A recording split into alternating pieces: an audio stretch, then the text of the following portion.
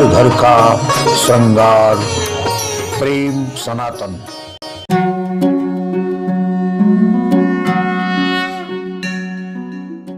क्या आप जानते हैं कि ननद भाभी के बीच विवाद क्यों होता है? क्यों आमतौर पर ननद भाभी के रिश्तों में कड़वाहट आ जाती है? क्या इस रिश्ते को दिया गया है किसी ने श्राप? ननद भाभी के रिश्ते की कड़वाहट के पीछे क्या है भगवान शिव की बहन की भूमिका? जानिए वह कहानी जिसके कारण आज भी ननद भाभी के रिश्ते नहीं पटते, ना चाहने के बाद भी हो जाती है दोनों में खटपट। बस इस छोटे से कार्यक्रम को अंत तक देखिएगा और जानिएगा कि नंद भाभी के रिश्तों के पीछे भगवान भोलेनाथ की बहन का कौन सा श्राप और कौन सा क्रोध आज भी काम कर रहा है। अगर आप हमारे चैनल पर नए हैं तो हमारे चैनल को सब्सक्राइब करें और नीचे दिए गए बेल आइकन को जरूर दबाएं ताकि आपको हमारे वीडियोस जल्दी से जल्दी प्राप्त हो सके। आपके लाइक, शेयर और कमेंट हमारा उत्साहवर्धन करते हैं। सनातन संस्कृति में रिश्तों की विशेष महत्व होता है। संयुक्त परिवार हमारी परंपरा रही है, फिर भी ननद भाभी का महत्वपूर्ण रिश्ता कड़वाहट से ही भरा रहता है। शायद ही कोई हो, अन्यथा इस रिश्ते में हमेशा तलखी बनी रहती है। कहते हैं कि इस रिश्ते की कड़वाहट के पीछे भगवान शिव की बहन असावरी की का एक श्राप है। पौराणिक कथा के अनुसार भगवान शिव का विवाह माता पार्वती के साथ हुआ। माता पार्वती विदा होकर कैलाश पर्वत पर आ गईं। कैलाश पर्वत पर भगवान शिव के गणों के अलावा और कोई नहीं था। भूत भावन भगवान भोलेनाथ तो हमेशा ध्यान में ही रहते थे। माता पूरा दिन अकेली रहती, जिससे वे उदास रहने लगी। एक दिन भगवान शिव ने देखा माता पार्वती एकांत में चुपचाप उदास बैठी थी। भगवान भोलेनाथ पार्वती के पास गए और बड़े प्यार से उनसे उनकी उदासी का कारण पूछा।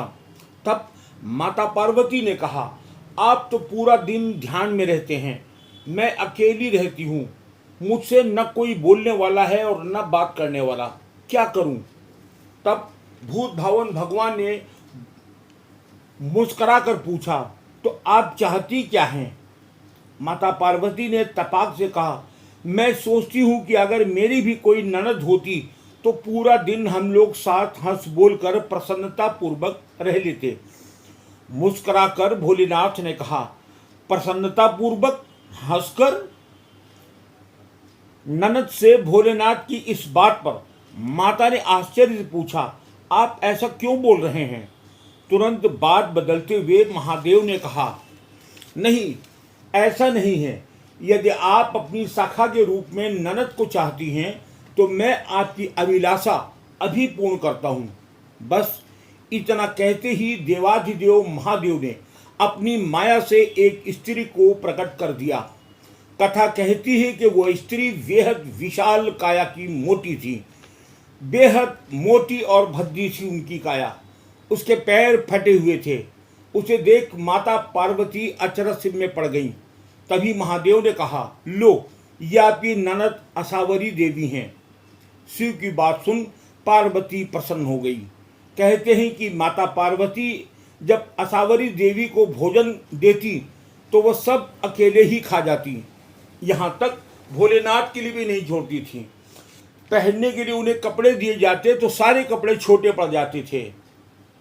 पार्वती परेशान होने लगी और छोटी छोटी बातों में दोनों में झगड़ा होने लगा। एक दिन परेशान करने के उद्देश्य से असावरी देवी ने माता पार्वती को अपने पैरों के फटी हुई दरार में रख लिया। जब शिव आए तो उन्हें पार्वती नहीं मिली। उन्होंने असावरी देवी से पूछा, माँ पार्वती कहाँ गई हैं? इस पर असावरी देवी ने अनजान बन गई। परंतु शिव को बार बार पूछने पर असावरी देवी ने पैर पटक दिया, जिससे उनकी पैर की दरार में छुपी माता पार्वती बाहर आ गई। पार्वती को असावरी देवी की इस शरारत से बहुत क्रोध आया। इस पर उन्होंने शिव से कहा कि हे भोलेनाथ, मुझे ऐसी ननद नहीं चाहिए, आप तुरंत इन्हें इनके ससुराल भेज दें। इस पर असावरी देवी को भी क्रोध आया और दोनों में खूब बहस हुई। तब भगवान शिव ने असावरी देवी को उनके ससुराल भेज दिया, परंतु कहते हैं कि जाते जाते असावरी देवी ने यह श्राप दे दिया कि यदि तुम मेरे साथ प्रसन्नचित्त नहीं रही तो आज के बाद इस भूलोक पर कोई ननद और भाभी प्रेम पूर्वक प्रसन्नता से नहीं रहेंगी। कहते हैं कि उस दिन के बाद से ननद और भाभी का रिश्ता कड़वाहट में बदल गया और यह क्रम आज भी चल रहा है। यानी यूँ कह लें कि भगवान शिव की बहन असावरी देवी के ही कारण ननद भाभी का रिश्ता श्रापित हो गया है, जिसके परिणाम स्वरूप आज भी नंद और भाभी में नहीं पटती है। कुछ लोगों में ऐसी मान्यता भी देखी गई है कि अगर नंद भाभी के रिश्तों में कड़वाहट है और रिश्ता नहीं पट रहा है तो मन ही मन वो असावरी देवी को प्रणाम करें, असावरी देवी से निवेदन करें कि मेरे रिश्तों को मधुर कर दें, और देखेंगे कि दोनों के रिश्ते मधुर हो जाएंगे। यह है असावरी देवी की कथा।